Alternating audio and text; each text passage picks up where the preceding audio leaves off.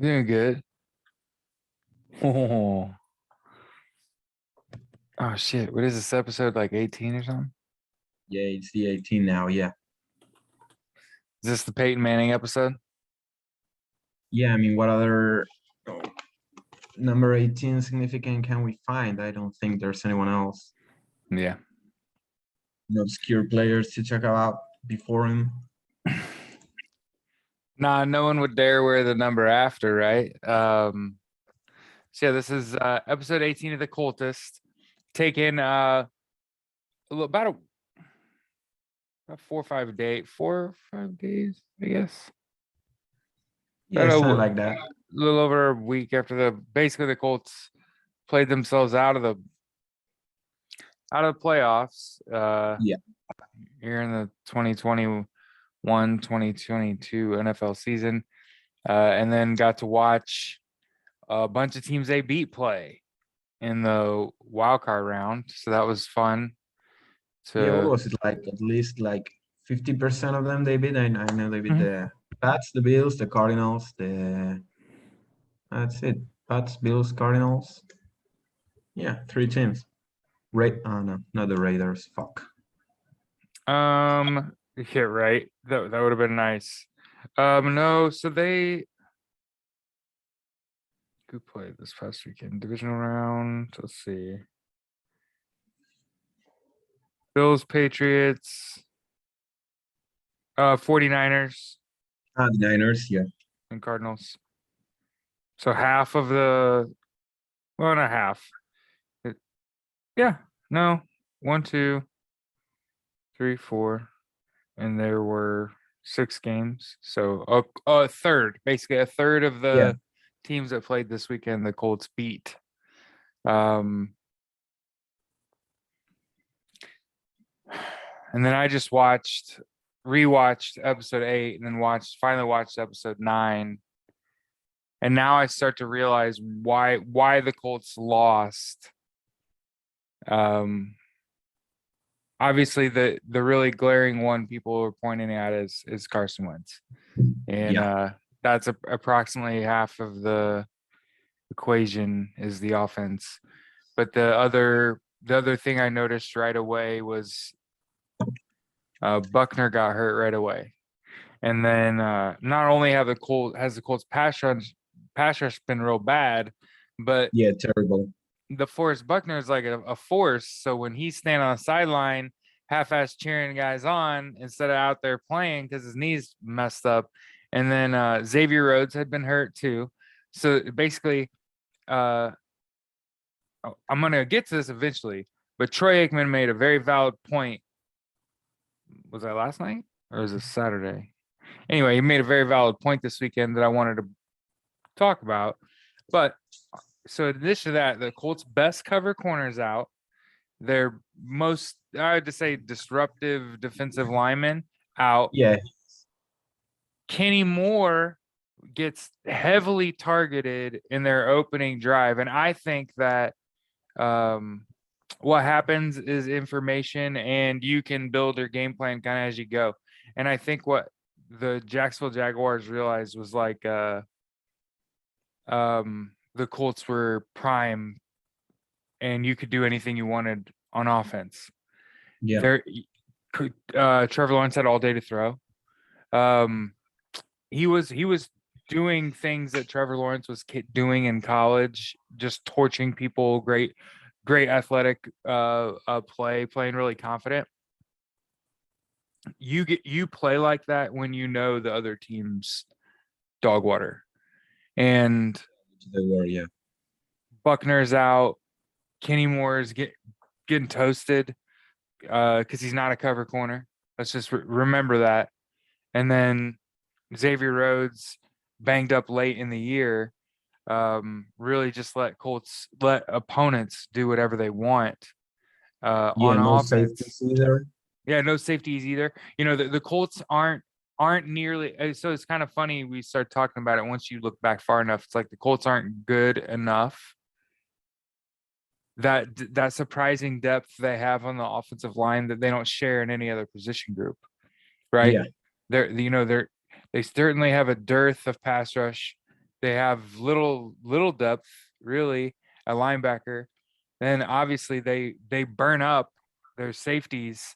And I think we kind of come to that conclusion at Stampede Blue among ourselves that I don't know that this scheme is sustainable. Is that a fair Yeah, sort of defensive scheme assessment? or offensive scheme?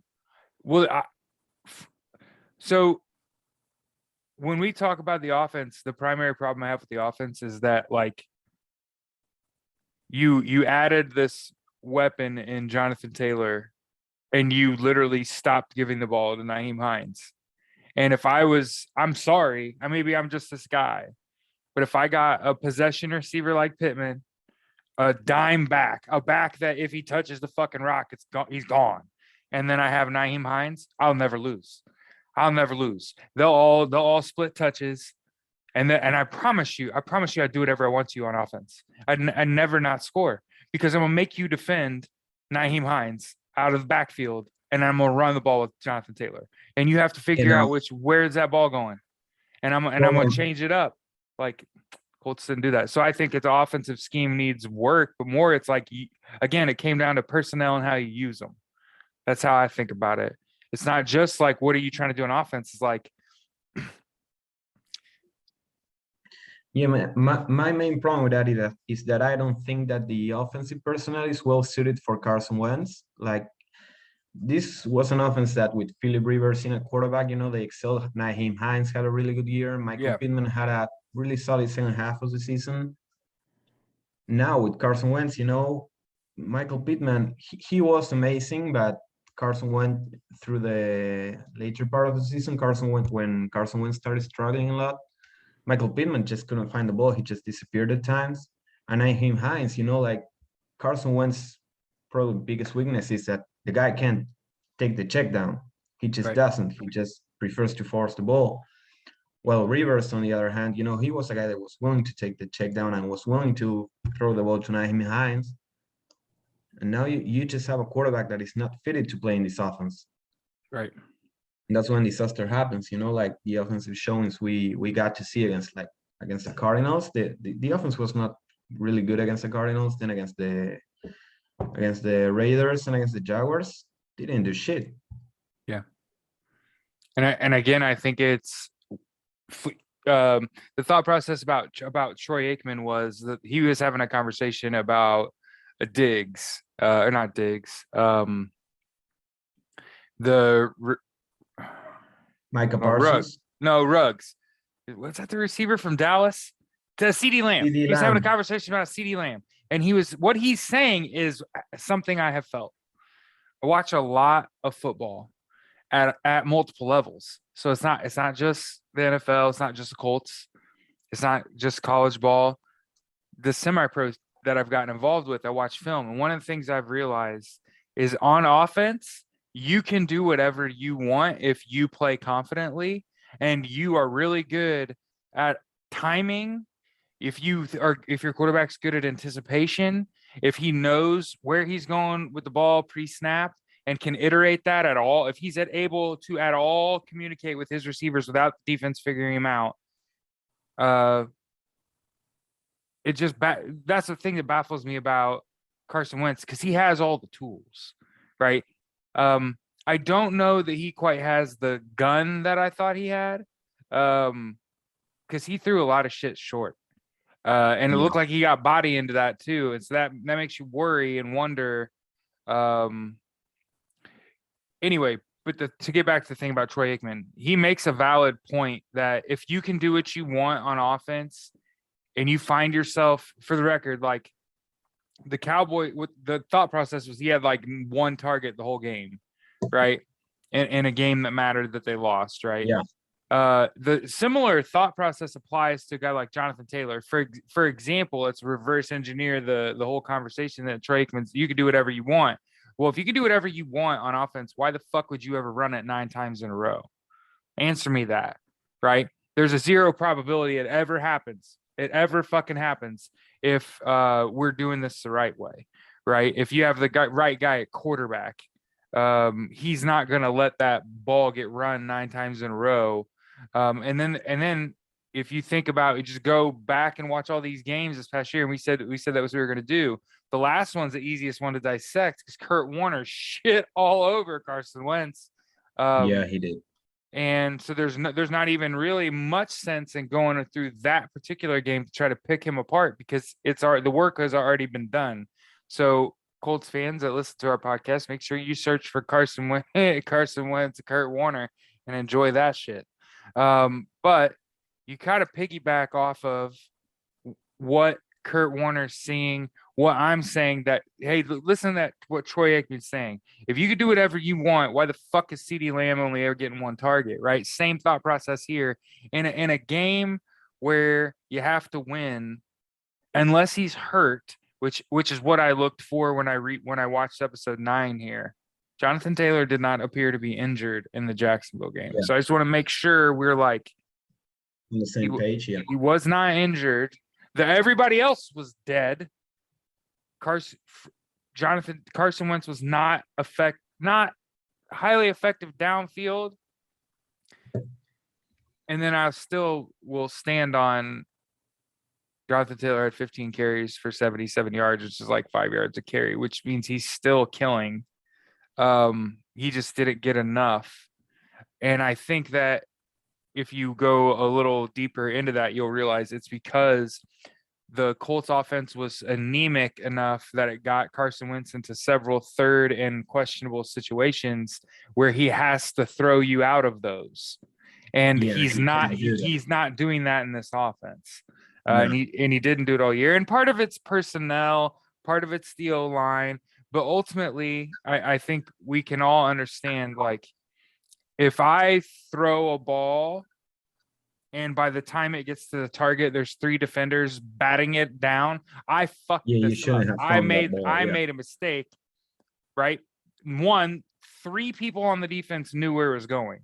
That's obvious. That's obviously a bad thing. And then when I look back on the season, I say, where did the spirit, right? The hang on that Carson Wentz had, when did it die? And I think it died when he overthrew Ty against the Raiders. I think people realize, like, he's not the fucking guy. Like, you have to hit that specific throw. And when you don't, I think it allows people to just like, now I think I got to be a little harder on the guy. Like that guy, like that was TY wide open for pretty much for the season, right? If you really think about it, like he hits that, it's like we're up now. And then, man, again, I get it. It's tough to pin stuff on that, but I'm saying, like, if we got to watch it all, right? Because we're on Hard Knocks, right? So we got to see a lot more stuff than usual this year. And that's why I'm saying it that way. If you watch, it looked like he kind of was still part of the, I hate to say it like that. He was still part of the org until he overthrew TY. And that was kind of just like the straw that broke the camel's back. And it's really kind of sad.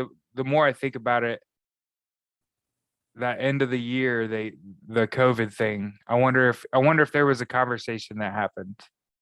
Yeah, there probably was. Such a big thing to talk about. Like on the drive in, Carson Wentz on the way to the facility, I'm just wondering, was there an exchange between him and Chris Ballard, right? Chris Ballard specifically, where he says, hey Carson, this is Chris. I understand you've tested positive for COVID-19. Yes, sir. You ever think, I want you to start thinking right now, would this have happened if you'd have just gotten vaccinated? Yeah, and then Carson went, yes, sir. It's the dude writing your paychecks, smart off, right? So he said, yeah, yes, sir. Okay. And you understand how that affects our whole football team, our whole organization, right? Now we have to spend, like, in a must-win week, we have to spend a whole lot of resources to prepare backups to play in a must-win game. And then by the grace of the CDC, we get a Yeah, we bunch of don't know. guys back Yeah. the day of the game. So I said that when I made the post game rap video, like, hey, I actually coach it, and now I'm back in the saddle, baby. I'm playing football. I can promise you, it's really hard when you have to like go to practice and go through a walkthrough so you know what the plays are, so that you can remember what the fuck to do on game day. When you don't go to practice, you play like shit.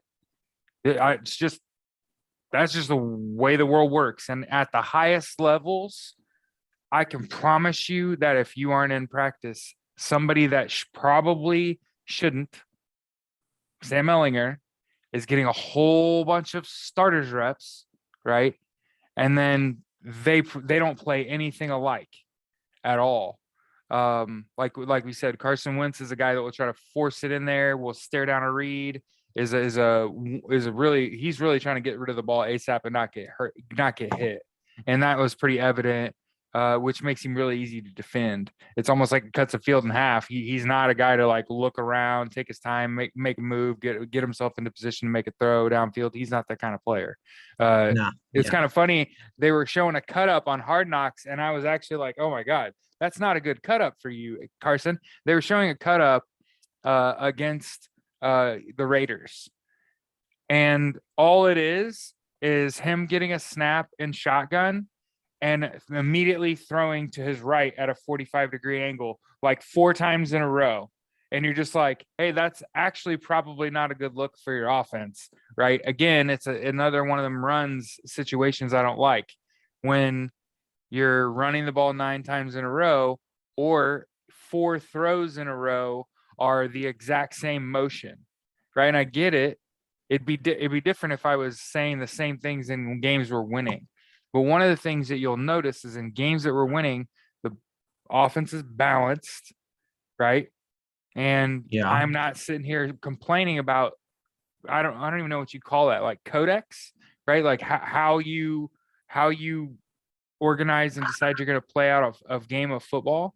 I just think that based on what your value is to an offense should determine the percentage of touches, right? And then it's on the offense to orchestrate that, right? To put this guy in a spot where this is his touch, right? Yeah. That way when the game's done, you don't have guys that are standing around with their hands in their pockets like, hey, I could have done something, I didn't get a shot, right?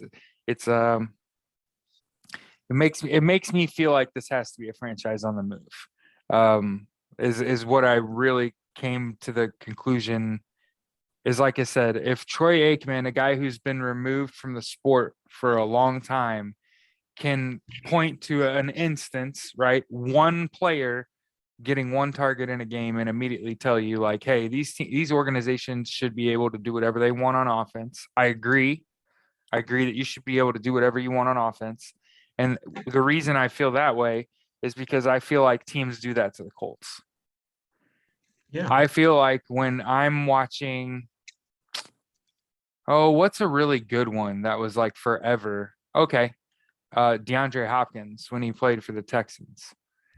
Every single time he played against the Colts, it almost felt like it didn't matter. He's going to get his. You just have to limit what they're doing outside of them and it give you a good shot to win. And I'll be damned if he didn't have something like double-digit catches and like 100 and something odd yards and a couple touchdowns against the Colts like every time he played us. And I get it. The Colts have had consistent contributors, and that's not what I'm getting at. It's more of it's almost like teams scheme their guys and they do whatever they want on offense. We don't do that all the time. And that makes me feel like that the defensive schemes particularly, I feel like has to change. Yeah.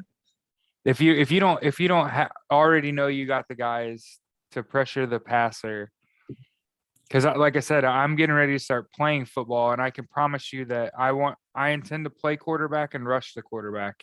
And the one thing I know is that the ball has to come out of my hand, and then I have to get to the quarterback as soon as possible inside of just a few seconds. And if I'm saying that at like a lower level, think about like the NFL level, like, the ball's got to get out quick. I don't think Carson Wentz is a short game player.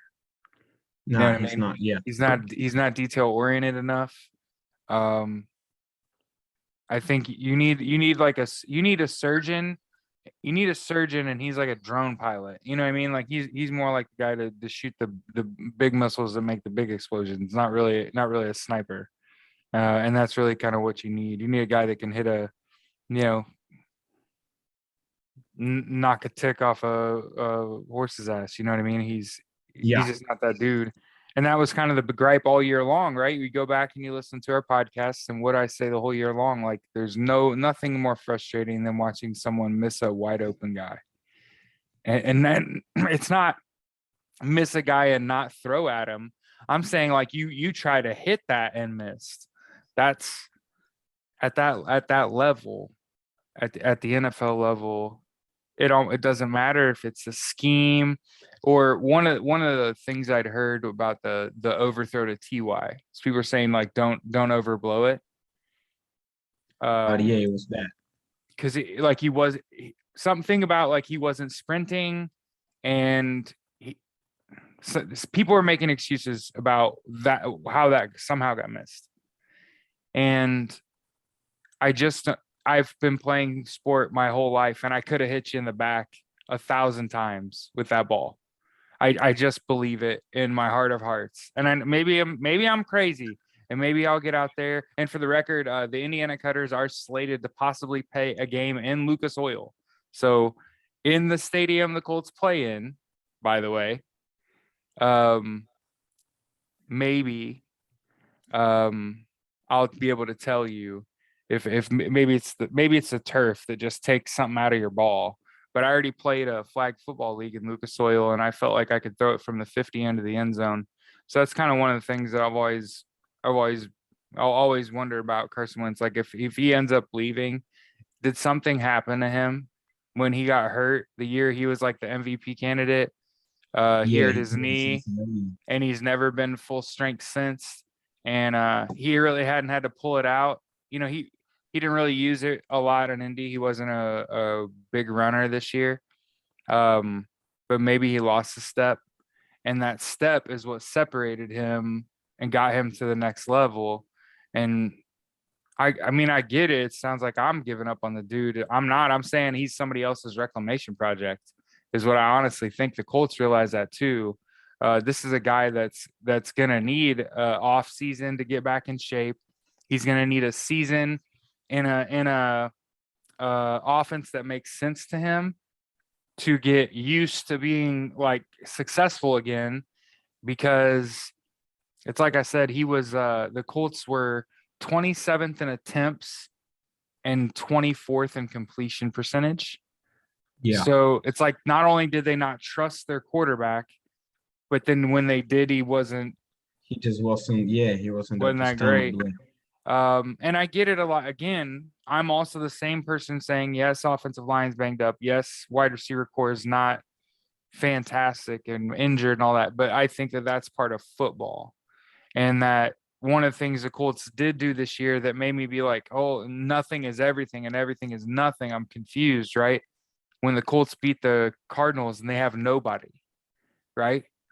They're Yeah, depleted everywhere, and they smoke check them, and that's a playoff team, right? And I get it, they lost in a wild card, whatever. They made playoffs. It was a 11 win team. So that was one of the things that I'll kind of remember about this year. One, you can play yourself out of a $45 million contract in a year. I learned that. yeah, which he did. Yeah, I learned that you could do that. And you can do that by I feel like it's a series of aggressively selfish behaviors. Does that make sense? Like I seen some things out of him that were just incredibly selfish, both on and off the field, not getting vaccinated, right? And then like I said, nitpicky shit. Cause like late in the year I watch him, episode 8 of Hard Knocks, and he's sitting in the quarterback room with like people that you and I care about, and his nose is hanging out. Like we're like 2.5 years, 2 years into a pandemic, and you're sitting in a room with $150 million and Billy Mask up. And I think that for me, that I mostly ingest talking about the overthrow to TY. That's mostly in jest. Like it's almost like, nah, man, it was over when Jim Irsay said it's hard to trust your quarterback when he's not vaccinated, and Yeah, that was when I knew, oh, he won't be here long. Jim Irsay's dying. He's like old as fuck. He's not gonna let this clown tear his organization apart. And I can promise you, if you don't get rid of guys like that, it will. Guys like DeForest Buckner will leave. Like they're not going to let stuff get in the way of a championship. And I think this is a team that has a window here of a few years where they could be really competitive in the playoffs, right? They have a playmaking defense. They have the potential to have a good offensive line and a good run game. And if you really think about what does it take to win in the playoffs, kind of no matter what, a good offensive line play, good run game, and a defense that's opportunistic, right? That forces turnovers. I get it. You'd been kind of talking with the crew about how we don't value turnovers. It's turnovers and not turnovers or. That's the problem the Colts have. Yeah. Is the Colts get turnovers or absolute nothing. The Colts got an interception and forced 2 fumbles today and won by a million, or they didn't do shit on defense and got railroaded the whole game, right?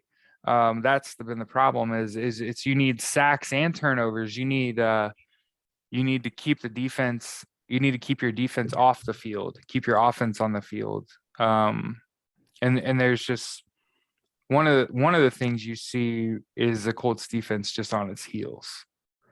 And again, a lot of the remaining questions are: is this the carryover from getting COVID? Right, a bunch of guys get COVID, miss a bunch of practice. It takes a wind out of their sails. They come back. They got to play 2 game opponents in a row. The Raiders needed to win to give themselves any chance, and then the Jags. It's just a division opponent. They're gonna be ready to play. Yeah. And you're gonna, you go back and you watch. Jacksonville looks pretty good, all things considered, and it's because they were playing confidently, and they were able to play confidently because they didn't have to worry about DeForest Buckner absolutely fucking up the play. They didn't have to worry about Kenny Moore covering anyone because they went at him right away and were like, nah, he ain't covering nobody today, and he goes down. And like I said, you could tell the Jags.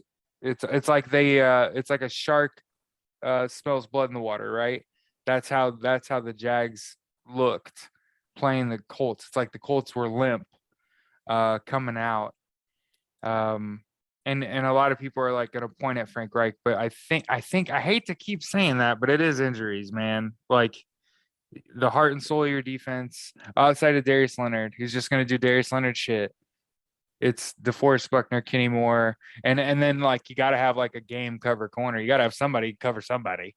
And when Xavier Rhodes, I just keep watching him running with someone and just you just wonder if he's is he going to get over that hamstring injury. That seemed like a significant one. You know what I mean? Like one of those ones where you're like, oh man, he's what is he? Is he 29 or 30 years old now? I believe he's 31. Yeah, that's what I'm thinking. Like when I seen him pull up, it's different when you see it in a game. It happens so fast, and the next moment, the next thing, 31 happens. But yeah, it was one of those ones where you're like, oh yeah, he's old now. But yeah, I think that there's still a chance here that Carson Wentz has some value to someone else. I don't know how much. I don't know what you're going to have to give up to get what you want. Is the bottom of the the bottom of the barrel in the NFL is not great. And I do think that there's going to be some guys retire. There's going to be some holes.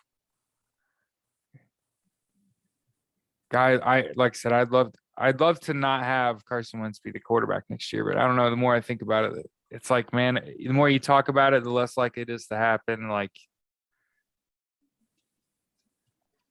we should just bank on the Colts. Players all improving markedly, and then adding like a dynamic wide receiver to pass rusher. Yeah. And some depth in the secondary, and then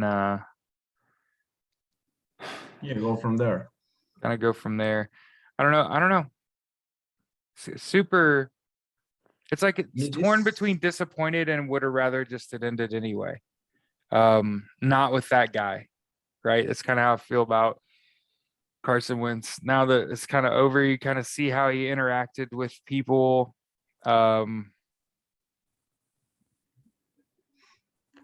Just it's gonna be hard for me to shake the image of him getting turned away at the door at the facility. Nah, yeah, that was wrong. in Crocs. And he has like a bag full of he has like a clear plastic bag full of Gatorade and like he's wearing like team Crocs, and like they're just kicking his ass out of the facility because you're a dipshit that get vaccinated. Wear your mask properly, you fucking moron. And then I don't even know who the person is that was like telling him off, but it wasn't anyone you would like even think. They didn't send Chris Ballard or Frank Reich to the door to tell him to get his ass out. It was like, the guy was like a parking lot attendant. I was like, get the fuck out of here, bro. Test positive for COVID.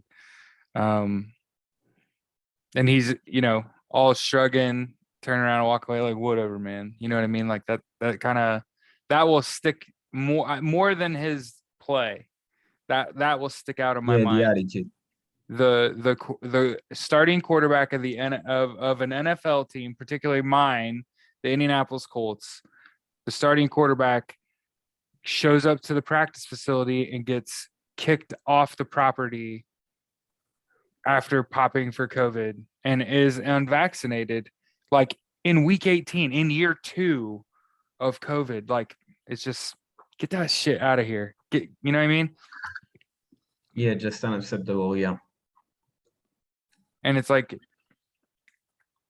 maybe he ends up in Pittsburgh or something. You know what I mean? You can get him out of your. That's the most likely landing spot for him right now, because other than Pittsburgh, what other team could be willing to trade for him? My thought process, the answer to that question is, I feel like there's going to be some transitioning quarterbacks, that guys that have to give up on the locale, right? They've been there so long, they haven't accomplished much. A guy like Derek Carr, Ryan. I was gonna say Matt Ryan in Atlanta. I feel like New Orleans might need to do something at quarterback. Chicago, I still feel like is gonna have to do something, but I don't know. It's like I guess the thought process is more along the lines of, you got to pair quarterbacks up that play alike, right? Because if a guy's coming out, he's not your starter, you want to put in a like quarterback, somebody that's going to come in and give you a similar look. Otherwise, it's like you have two offenses. You know what I mean? It's like Jekyll and Hyde. You know what I mean? It's not necessarily a desirable situation to be in unless you're Nick Saban. But yeah, I mean, I totally understand. Like, a guy can play him. Can a guy really play himself out of the fucking NFL? God damn, man, that's wild to even think about. Is it possible that Carson Wentz played himself out of the NFL? Is that like a real legit possibility where like no one, like Colts straight up can't get value out of him, refuse to keep that fucker on the roster? We'll eat 15 mil. I give a fuck. I'd rather takes him off the street. I would say like there's like a 15-20% chance of that happening. But yeah, right now, like, God, if I had to put money right now, I would say he's the starting quarterback for the Colts next year. Yeah. And in my opinion, what will happen is that most likely, like, Frank Reich will be willing to like, how to phrase it, to like tie his future to Carson Wentz. Like if they go out and ball out in 2022, they remain together, and if it fails, perhaps Frank Reich will no longer be the head coach. That's, in my opinion, the most likely scenario, where if they miss the playoff again, the two of them are out. And see, that's the problem that I have,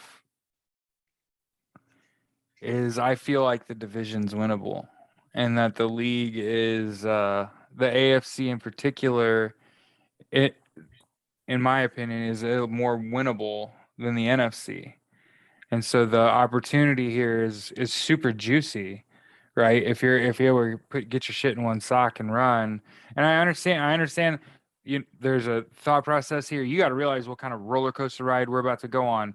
I just asked, is it possible that he played himself out of the league? And that's a real possibility. There's also a very real possibility he's the starter for the Indianapolis Colts. And then there's some possibility as that he has played himself off of the Indianapolis Colts, and that the Colts are desperately looking for a suitor. So obviously this is what QB purgatory feels like.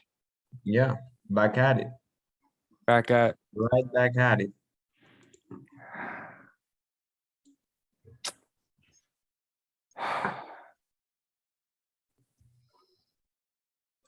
Here's a little nitpicky shit I noticed. Like, how you gonna play quarterback and wear a wedding ring? Like, you can get your finger ripped off. Yeah, I never really noticed that.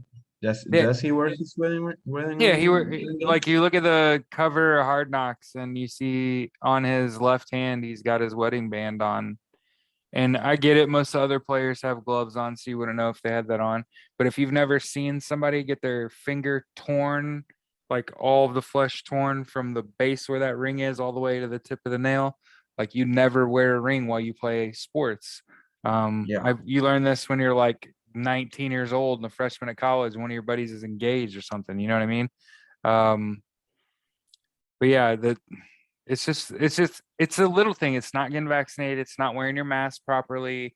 It's those little littles. It's some little things that make you realize like the quarterback's supposed to be sharp though. You know what I mean? Like the quarterback is supposed to be the guy that has it all together. And he feels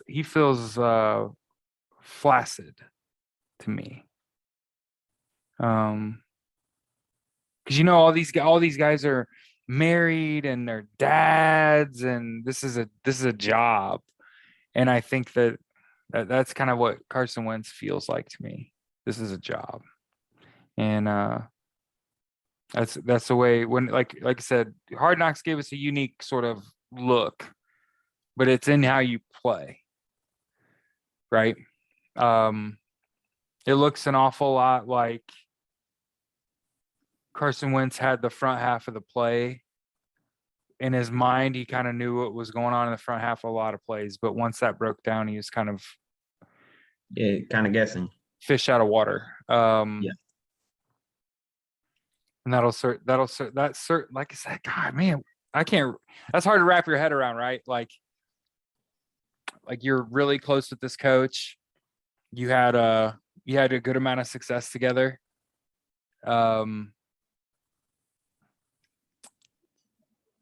They spent a bunch of money to acquire you. And then, like I said, I feel naive for pondering if, right? I feel like I should already know whether he's gonna be here or not. I'm not even part of the organization, right? It's more of just like you should have a better handle on. But I honestly don't. I can honestly say, like, I don't know. I don't know if he played himself out of the league. I don't know if he'll start for us. I don't know. I don't know if he'll be on a roster next year. Like I don't know if he's a starter somewhere else next year, or if he's going to be seen as a more athletic Jacoby Brissett, right? And Indianapolis comes where the place where quarterbacks go to die. Because that's what it feels like, and It does feel good though that you've got the leadership in place. It just they didn't quite hit where you had to this year. Like I said, I think it's a big deal. Eric Fisher and Marlon Mack, that will stick out to me as well. Right. I feel like Marlon Mack ate a roster spot. 28 carries for however Yeah, many not million, much. Yeah. and didn't even dress a lot of, they're like, didn't even play like a lot of games. He was like out, like a healthy scratch. And then Eric Fisher's play, those things will stick out to me as sort of like Mars on Chris Ballard. And then I understand Frank Reich honestly thinking about tying his career to the kid. It's almost like I don't know if that's the guy. You know what I mean? Like if that's the guy you tie your career to. Yeah, but it seems like, considering all the stuff that Frank did in order to get Carson here, Yeah. like supposedly like Chris Ballard wasn't sold on the guy, and it was Frank that got Carson Wentz to be the starting quarterback. So now, you get yourself into a pretty sticky situation where what do you do? I hope another off season with the facility and another another good training camp.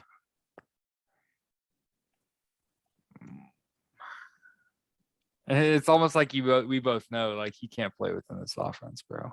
Like they're gonna have to change some shit, and then it's like back Yeah, to the drawing board, and then it's more struggle bus shit. It's more slow starts, so it's like it's fucking QB purgatory. God, yeah, and with the best back in the league too. Like, damn, ain't yeah, that a better bitch?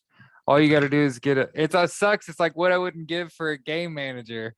Like, yeah. God damn, it's true. I mean, Jimmy, honestly, Jimmy G. I'm at this point where I'm saying like I'm willing to like trade whatever it takes to get a guy like either Aaron Rodgers or Russell Wilson, whatever it takes. Two Yeah, first, fuck it, do it. Just see if you have what it takes. Because this roster, if you give this roster a really good quarterback, they're probably winning the Super Bowl. They have a oh, like I said, I'm with you. The only thing that I'm like, I don't know about that is the defense. Because you're too reliant on turnovers to fuel their success. And it's not pressure. And I think that you have to be also generating pressure in addition yeah, to which they have. causing Yeah, turnovers. And it's like we're not getting both of those. We're getting one or the other. And then offensively, it's it's almost like 0 or 100, right? The Colts are either yeah, hyper 40. efficient, putting up 45 on the Bills in the snow, or they're down 13-3 to the Jacksonville Jaguars to end the season at halftime. It's a fucking crazy sport. It's much more complicated than we'll ever get it credit for. Oh, and fucking the forever question that is T.Y. Hilton, right? I think that stands out to me too. T.Y. Hilton, Eric Fisher, and Marlon Mack. Yeah, Their cost, what they cost versus what they brought. yeah, they didn't bring anything. Yeah, And it's like, can you do, and you obviously you don't want to burn bridges, right?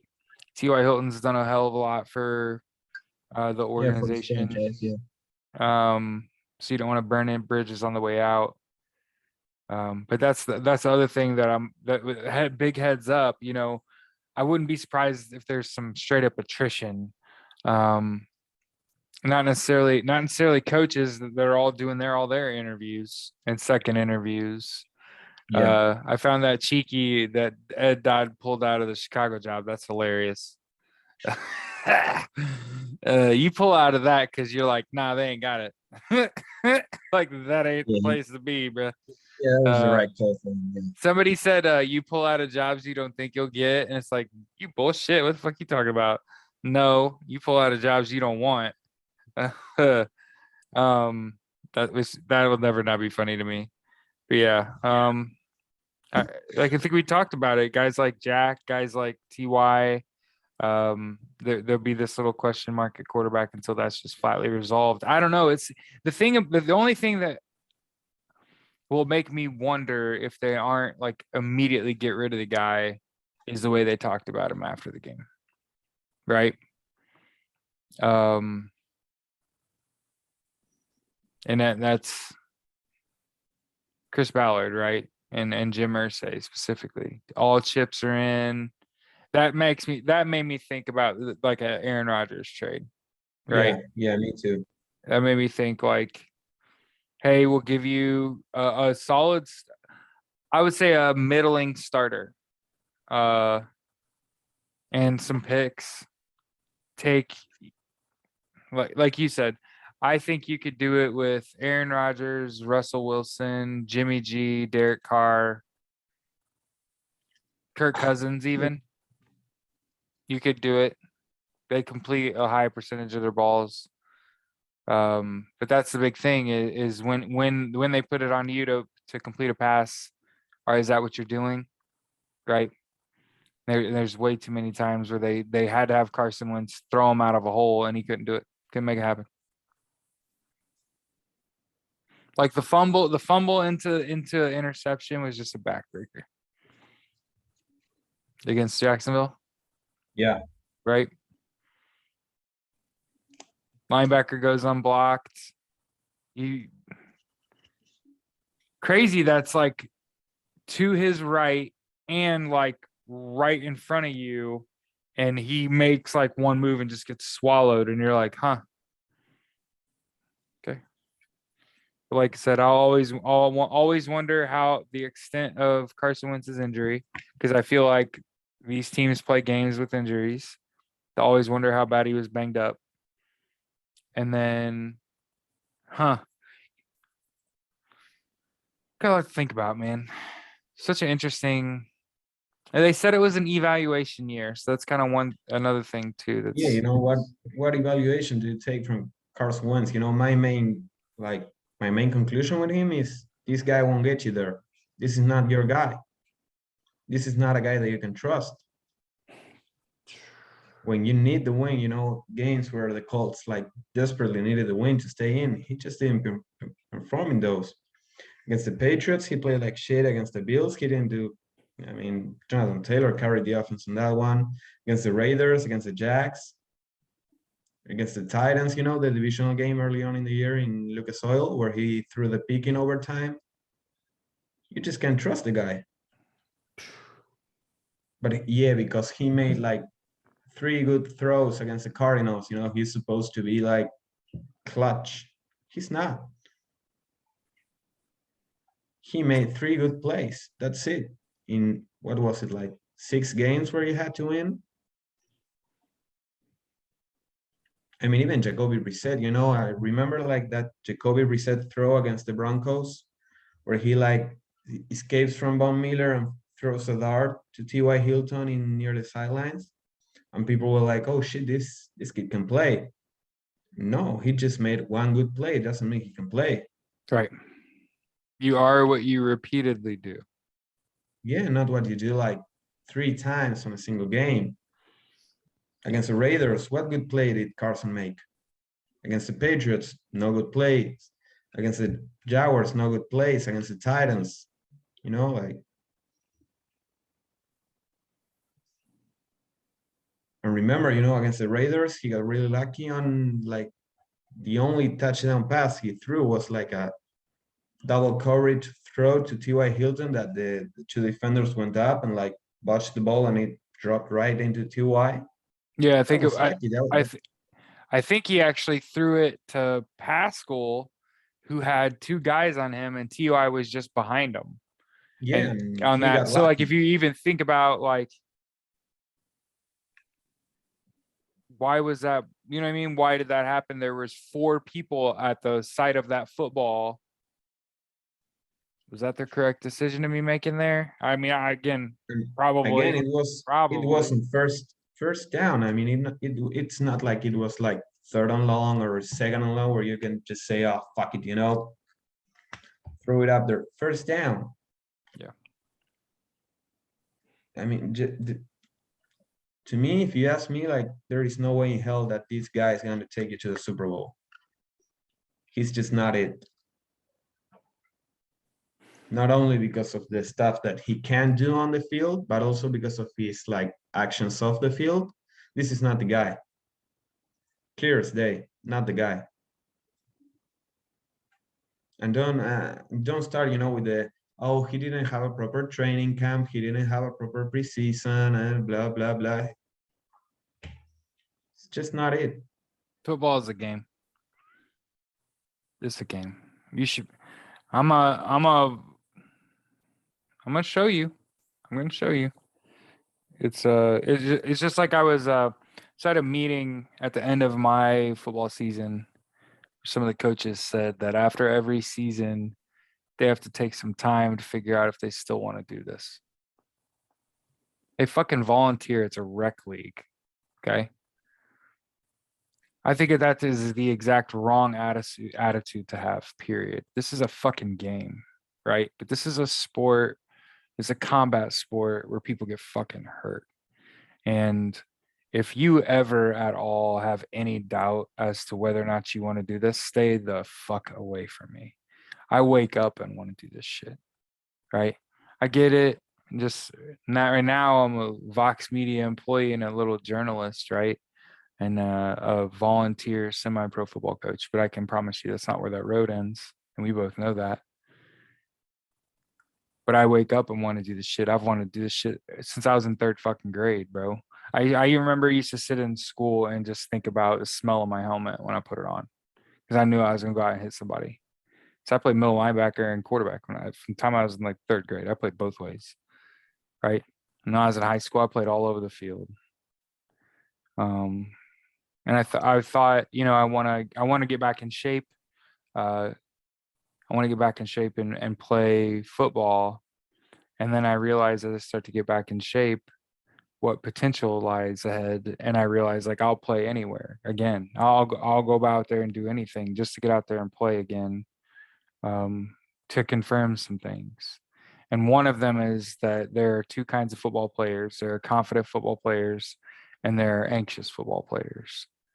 And teams that play anxious, you can see it, it's palpable, and you can beat that. Yeah.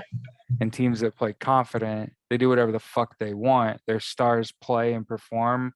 That's what they come out here to do every week. And they're very consistent. And that's what the Colts should aspire toward. It's excellence all the fucking time. It's a strong desire to get better, to succeed. Winning's a mindset, right? Like, it's not about what happens, it's about what you let happen, right? Or what you allow, or how you allow what happens to affect you. But yeah, I start to feel the older I get, the more where it's like, yo, we make these fucking excuses for these like $1 million athletes. This is like the best guy for the job. And they get paid like a whole lot of money. I work a day job in addition to this, right? And Yeah, me too. we sit here and say pretty smart shit. And it's like, those motherfuckers are saying the same thing. They're watching the same thing we watch. They know, for the record, that quarterback room watched Kurt Warner take down Carson Wentz and thought, is this the fucking guy? Like, the closing scene of episode 9 of Hard Knocks in season for the Indianapolis Colts shows the quarterback coach, the assistant quarterback coach, with his head in his hands. That's the end of the episode. Yeah. Right. So for us to sit here and ponder it at length is valid. And I get it. There's an overwhelming chance he probably is a starter. He probably gets a second season at the helm. But it's like you said, It's statements from Jim Irsay, all chips are in. It's no more Band-Aids at quarterback. Maybe that was just to give Carson motivation going into the offseason, right? Like they'd been nice to the guy up to that point, but you didn't come through when they needed you to. You know, there's Yeah. two people, I looked it up. There's two quarterbacks in the NFL that in this particular avenue of this train of thought that I want to talk about. There are two quarterbacks. One is not playing football right now. Their season's over, right? He was 9-8, no game-winning drives, no fourth quarter comebacks. And when you watch him play, you would not say he plays like a winner. You would not say he plays confidently.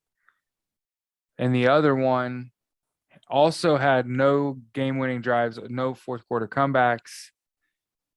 His team looks like they might be the best in the AFC, and he sure plays confidently. And which quarterback is that in the AFC? That quarterback plays very confidently. It's Josh Allen, right?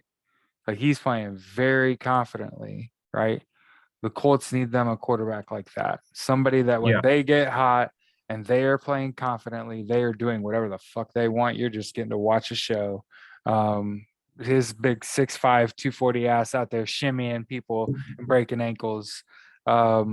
Just playing football, man. And one of the things I was kind of thinking about is Carson Wentz had one good game all year. I think I said that. He had like one good game all year. We had like 273-3, completed like 78% of his passes. He had like one of those good games. Yeah. And 17 shots at it. And I get it. The desire to want to go downfield and make a big play and shit sort of supersede. It's just the ego. It's ego and selfishness. It's like basic human shit you figure out when you're like 18, 19, 20 years old that you get over by the time you're like 23, 24. And I'm not talking about some like 30-year-old multimillionaire quarterback, right? Like that's what it feels kind of frustrating to talk about. You know, like this is not shit. I thought I'd be talking to this dude that's got more money than my bloodline. Yeah.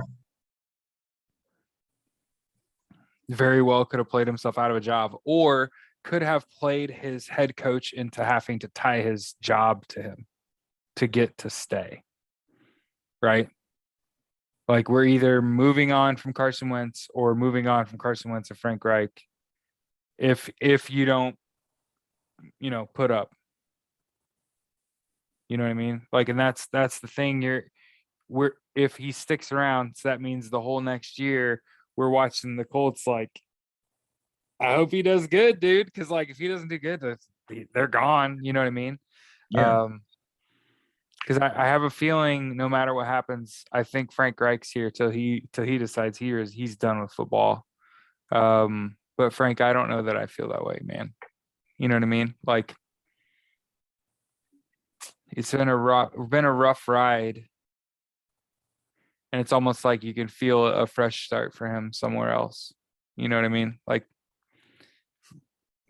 your once in generation quarterback retired. The guy that was left over turned out to not also be it. And then, you got Phillip Rivers in the last year of his career. And then you pen your ears back and take, a flyer on Carson Wentz, and It doesn't work out. Yeah.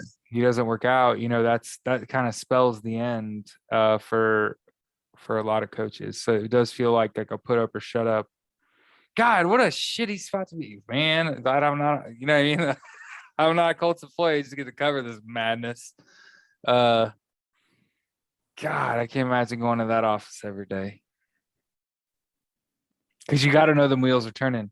Like, you have to feel like the rest of the league realizes, like, damn, the Colts really are, like I said, a halfway decent pass rusher, maybe a guy Wide in the receiver. secondary, wide receiver, a pass rusher, a guy in the secondary away.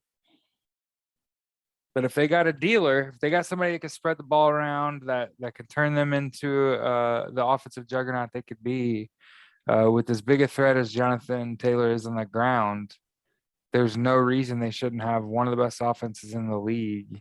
Yeah, sky's the limit. This guy, it almost didn't matter what teams did against Jonathan Taylor. So you know what I mean? Like teams are going to try real hard to scheme to shut him down, which makes the pass that much more important because now it's there, right? And remember, I just got done talking about Troy Aikman saying, CD Lamb should not have one target in a game. I don't care. And I went back and watched the film. He wasn't getting that kind of coverage where you don't throw him the ball. He wasn't X'd out by the defense. That's not what was happening.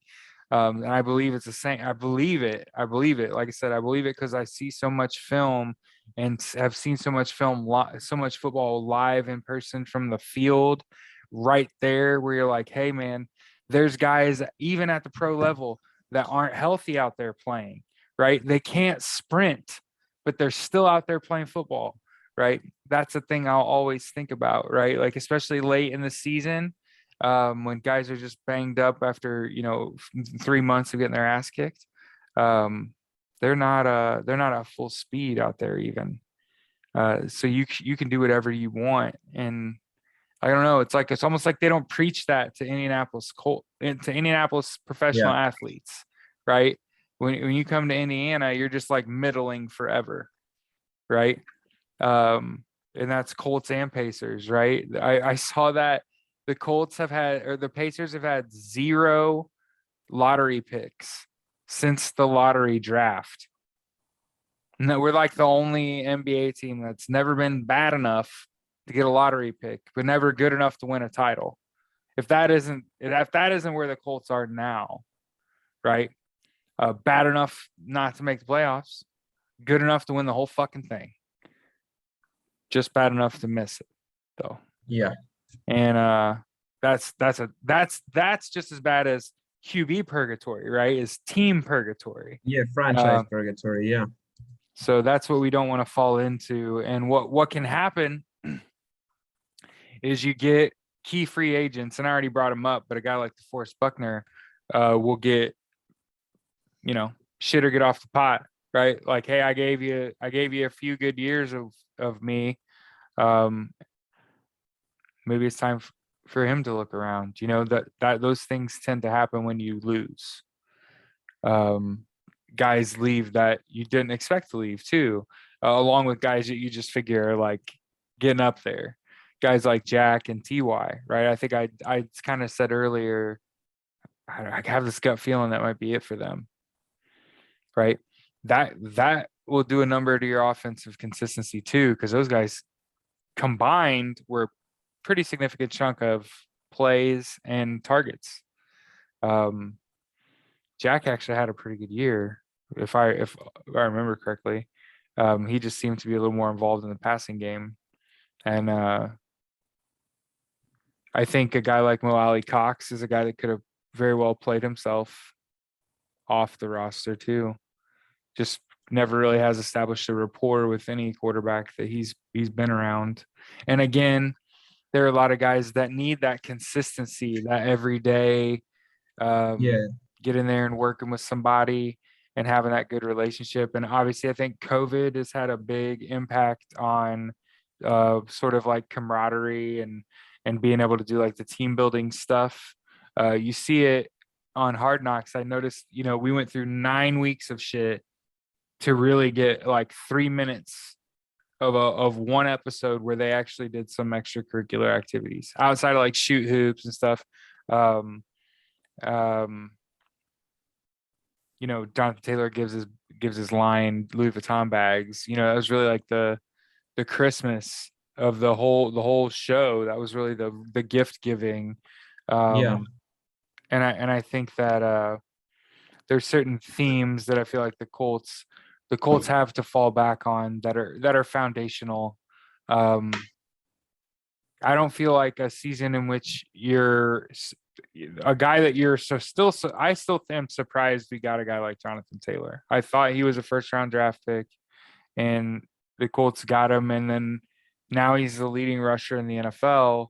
That still feels like a win. And Quiddy Pay also.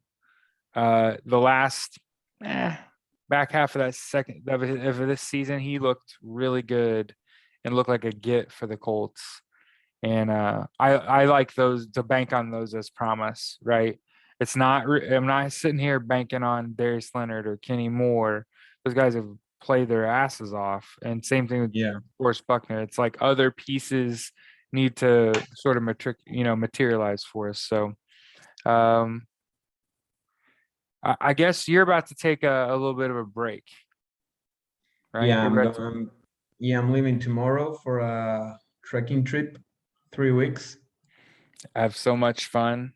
So 3 full weeks puts you back. Looks like the second second week of February. Yeah, I'll be back. What is it? It's the 7th. Monday 7th. 7th. So maybe there's a chance February 9th we'll get back.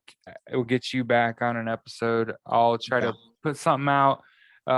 Going back to the Raiders game, the next episode, and then we'll kind of go back. That's kind of what we said we'd do in the off season.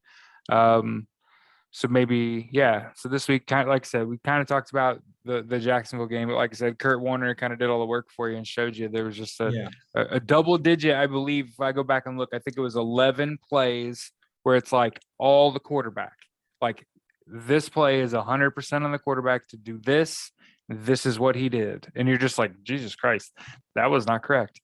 So we didn't need to do a bunch of work there. That work already got done. But I'm sure we'll be able to go back games before that and you'll be able to see patterns of that behavior.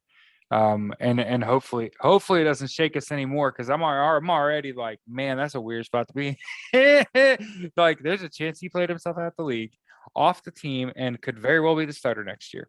You know what I mean? Like I would rather have a lot more certainty. But yeah, this has been episode 18 of the Coltist. Gonna continue our podcast into the off season and even when our co-host goes on a little vacation. So enjoy your vacation, get some good rest. And hey, we appreciate y'all supporting us. I know I get messages every now and then like, hey, I love your podcast, and that's like the whole reason you do it, right? So we appreciate your support, and I appreciate you, Mateo, for man, me too. See you when I get back. Gonna be texting you pictures and stuff. Hell yeah. I appreciate you. See you then, man. Have a good one. Go Colts.